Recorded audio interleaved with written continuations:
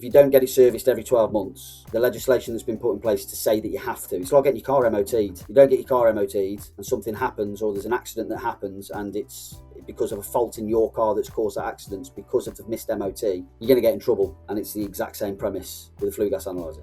I think the main feature that people don't know that they've genuinely got it is the Bluetooth feature on the Pro 3 Up. Whether it's they don't know that it's there, or they're not a big fan of it, or whatever it may be, but that's the question I get asked most. I use the analogy of you're either Apple or Android, effectively. So if you've always had an Apple iPhone, you're always going to use an Apple iPhone, and vice versa. Where do you kind of see the industry going?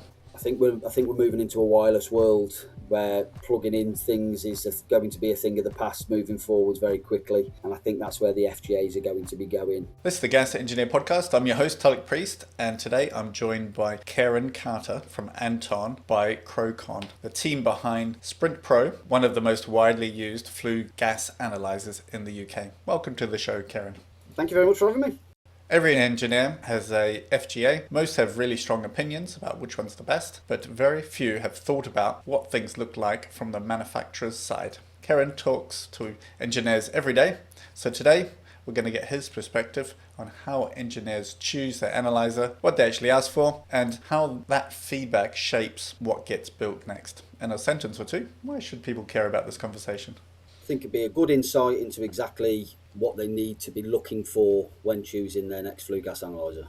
Tell us a little bit about what your role, what does account manager actually do? How much of your time is spent talking directly to engineers? So account manager, it does exactly what it says on the tin, in all honesty. So I've got a relatively large area to cover. So I cover everything from Birmingham in the West Midlands all the way down to the bottom of the country, all of Wales and all of the Republic of Ireland. So that's the area that I look after, and I manage accounts effectively. So at Anton, we don't like to sell direct to the end user. So we use our distribution partners all over the country, as well as Wales and obviously Republic of Ireland as well. And it's looking after those guys, making sure that we give them as much information as humanly possible so they're well equipped to sell our product, as well as support them as best as possible, whether that's me going to visit potential customers that are looking at purchasing the analyzers, whether it's me going and speaking to fleets of engineers, doing toolbox talks to give them little tips and tricks of how to look after the analyzer and get the longevity out of it, and just support them on a day-to-day basis, really. Try to do as much of a personable approach as I can. And are you speaking directly to the engineers themselves, or is it mainly through sort of resellers? So no, I speak directly to the engineers themselves. So a large proportion of my job is to contact the engineers, whether it be one-man bands, small fleets or large fleets, go and visit them, and then once they've spoke to us as the manufacturer, then we obviously point them in the right direction of the closest distributor to them where they can purchase them and service them. And slightly aside, but what actually got you into this side of the industry?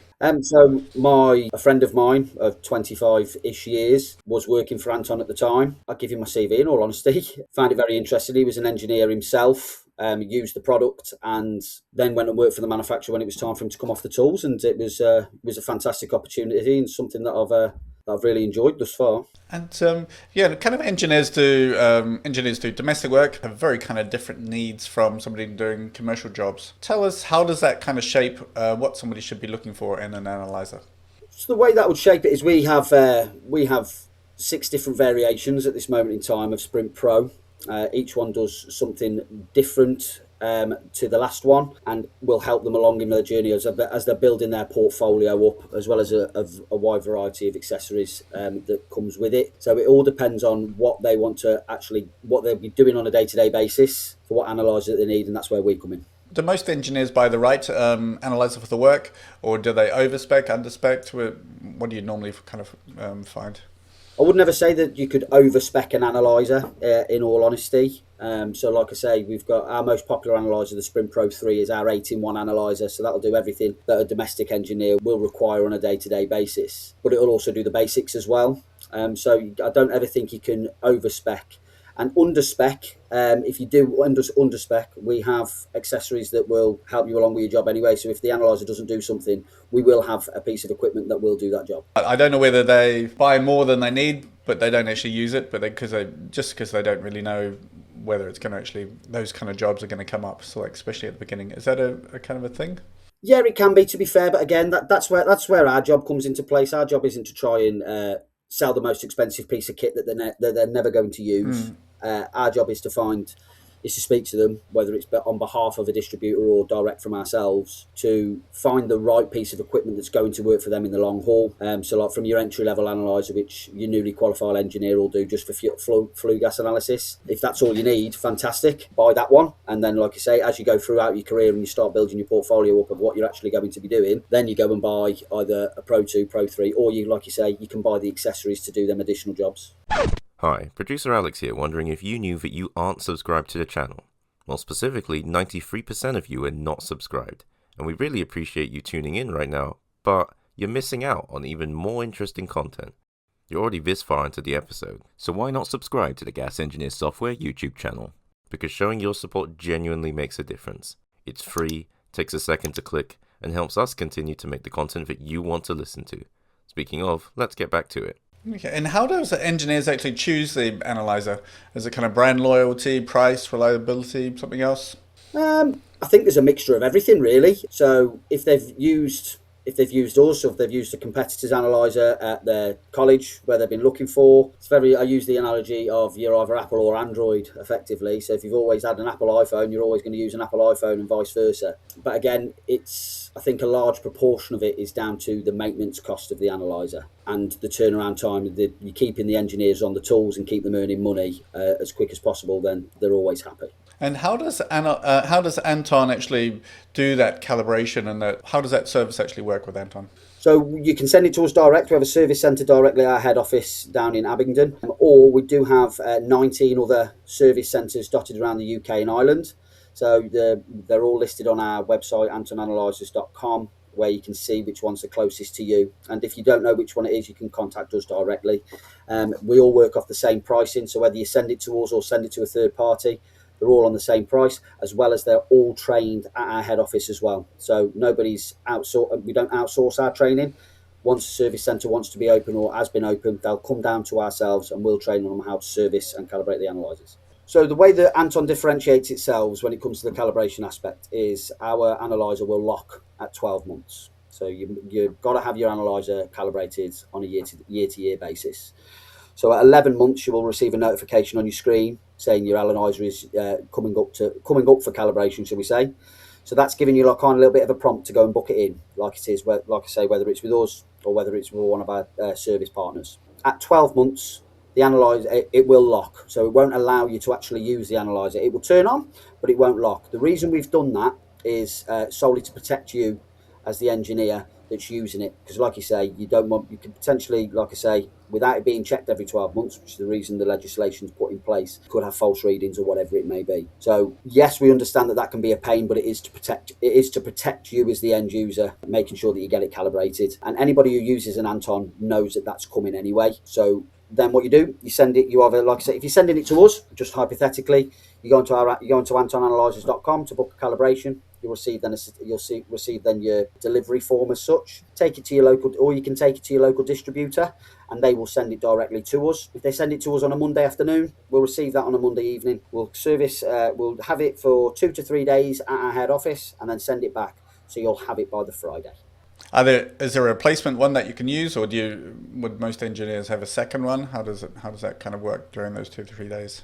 Most of our distribution partners will rent a spare analyzer to you for a low cost. So they'll buy them off us and rent them to the engineers whilst their analyzers being calibrated.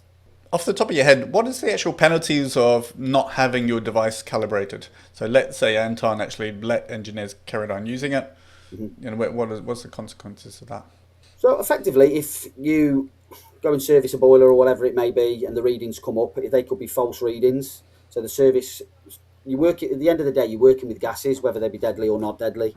So if you've gone and used a Pro 3, for instance, and used the gas sniffer on the Pro 3, and the gas sniffer's come up and it's got a false reading on there and saying, oh no, nothing's leaking or whatever it may be, but there is a gas leak and somebody gets injured via that, then it'll be not just down to the engineer who's at fault, it'll be down to us as the manufacturer at fault for not making sure that you've had that analyzer service, which is the reason why we put the block in place in the first place. You're breaking the law is the honest answer. If you don't get it serviced every 12 months, the legislation that's been put in place to say that you have to, it's like getting your car MOT'd. You've got to get your car MOT'd every 12 months. you don't get your car MOT'd and something happens, or there's an accident that happens and it's because of a fault in your car that's caused that accident, because of the missed MOT, you're going to get in trouble. And it's the exact same premise with the flue gas analyzer. And you hear a lot of feedback from engineers, what they love, what frustrates them, what they wish that existed. What kind of things that kind of come up quite regularly, or what's the most kind of common themes? So we're quite fortunate with Anton. Simply for the fact is we have a lot of involvement with our inventor, our lead scientist Paul Basham, who's one of the cleverest men I've ever met in my entire life. So if I go back to Paul with feedback from the engineers and he genuinely thinks that that's a fantastic idea, he will implement that, and he will put that into production, not just for that one person, but for absolutely everybody. Because if it's a genuine improvement that we haven't thought of, at the end of the day, you guys are using them every single day. You guys know what works, you know what don't work, you know what's going to make your life easy, you know what's making your life difficult. If you can tell us and it's a genuinely good idea, we'll put that into practice and we'll get it sorted. Is there one kind of anything that kind of stands out of like where there was feedback that's actually gone into the product? 100%. So I can't remember who it was now, but when I went to a toolbox talk last year, or about 18 months ago, and on our probe we have a depth gauge. Looks like a little witch's hat with a screw, and obviously you undo the screw, you move the depth gauge up and down to how deep you want to go into the exhaust of the flue, and then tighten it up. The problem that engineers didn't like about it is, brand new, the screw can be quite tight, and if you get some pliers on it, you can snap it, and then you're not getting that depth gauge off without cutting it or sending it back to us. Secondly, if you unscrew it, there's nothing that holds it in place. So if you unscrew it, forget you've unscrewed it, the depth gauge falls off the probe completely. So we went to these engineers and they said they hate that. It's the biggest pain in their backside that they can possibly imagine. So I went back to Paul and told him, is there any way that we can have something that doesn't have the screw, that will hold it in place? So we created the O-ring edition depth gauge, which is effectively the same premise. It's a cone shape with an O-ring inside. So now there's no screw and you just manually pull it up and down. And if you turn it upside down and shake it, you can shake it as hard as you want, that thing's not falling off. So that's just a little bit of an example of, never thought of that, great idea, we'll implement that. It's nice to see the feedback actually going into the product. Definitely. 100%. Once an engineer's brought the FGA, how much kind of ongoing contact do they actually have with Anton? It's all down to them. So whether they buy it from our distribution partner or wherever they buy it from, we all say, all of the account managers that work for Anton, give our contact information, whether it be my email, whether it be my telephone number, or contact, obviously, Anton directly. If there's any problems, any questions that you have, there's no such thing as a stupid question. And if we don't know the answer, there's somebody in our organisation that definitely will know the answer. So please contact us as much or as little as you want to. And do you think engineers get the most out of their analyzers, or most just use the basics? I think it's dependent on how long they've been doing the job, in all honesty. You've got a new apprentice that's or a newly qualified gas safe engineer that's just come onto the job. They'll only do what they've been taught how to do. Where if you've got a seasoned professional, I think, and they've been using our product for 20, 30 years, they'll know how to get the most out of it. But again, that's where we come into play. Give us a call. Like I say, if you've got any questions, we'll answer it for you. And if you want us to come and visit your fleet of engineers, please give us a shout and we'll come down and we'll go through as much as humanly possible with you. Is there any kind of features that kind of stand out that don't get commonly used? I think the main feature that, I don't know if it doesn't get commonly used, but people don't know that they've genuinely got it, is the Bluetooth feature on the Pro 3 up. So Pro 3, 4, 5 and 6 have Bluetooth that connects to our application, the Sprint Pro mobile app. Whether it's they don't know that it's there or they're not a big fan of it or whatever it may be, but that's the question I get asked most is, does it have Bluetooth? And if you literally just flip over the Analyser, it'll tell you what Analyser it is, and it'll tell you whether it's got Bluetooth on there as well. Okay, and then obviously that links to things like gas engineer software. You can send your readings, etc. over. All on the Sprint mobile app, yeah.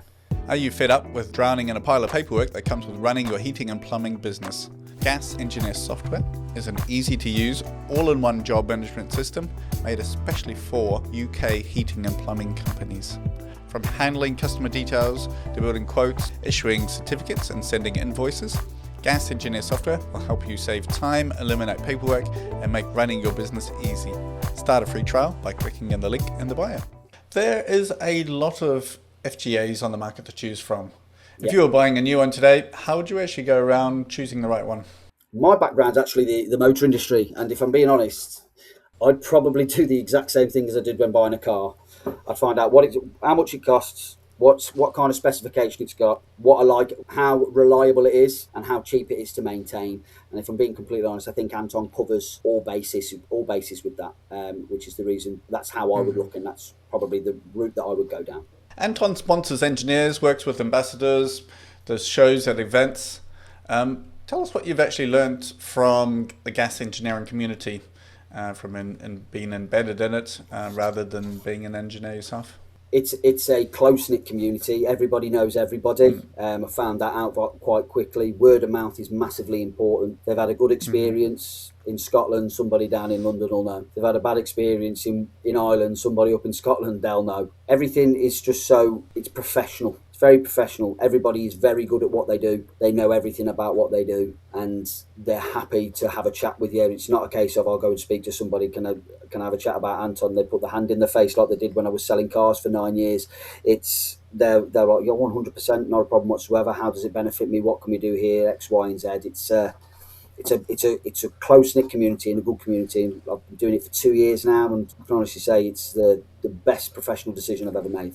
And has the relationship between kind of manufacturers and engineers, have you noticed any kind of changes over those last 2 years? It's gotten closer. It's not distance. They're very happy to approach us, very happy to have a laugh and a joke with us, have a proper conversation with us. It's gotten a lot closer, and I believe that's the future moving forwards. We want to be as close to as many people as humanly possible, whether you're using our product or not. Anybody in the industry, because that's how we learn, and that's how we grow, and that's how we get better together as a community. Because that's effectively what the HVAC industry is, and it's a large community all working towards the same goal.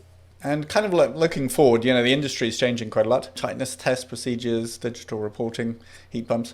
Where do FGAs need to go next? Or where do you kind of see the industry going? I think we're moving into a wireless world where plugging in things is going to be a thing of the past, moving forwards very quickly. And I think that's where the FGAs are going to be going. I think everything's going to be wireless, Bluetooth, connected to some form of cloud. And I think that's probably what's going to happen very shortly. It's literally around the corner. Do you mean that kind of in more than just connecting it to like software, or do you mean kind of like always on? Or I mean that in a sense of you'll have your main unit, which will be on the front of the boiler, and you won't be having to plug anything into the analyzer. Everything will be connected to that analyzer. So whether it be a probe, temperature clamps, whatever it may be, it'll be connected to the analyzer, and you'll be able to walk away from the analyzer and see what's happening on your phone and see I think that's what's coming. Everything's becoming it's a wireless world, and I believe that's what's going to be moving forwards. So it's going to be more, so you're thinking it's going to be sort of always on, essentially. So you would get continuous reading instead of just a yearly check. Is there anything engineers that you think would be worthwhile paying attention to? In what regard? Sorry. Like in the near future, like in the next 2 or 3 years. What they need to be keeping their eye out for. I think they should probably keep an eye out for anything new that's coming with our products. We've got a lot of things, a lot of stuff in the pipeline that I'm not at liberty to discuss at this moment in time. It's going to be a very exciting time for any Anton users and any potential Anton users. Very exciting time, and things are coming, and they are coming quickly. Okay. Well, thank you very much for your coming on the podcast today. No I really problem. appreciate your time. And thank you once again. No problem. Thank you very much.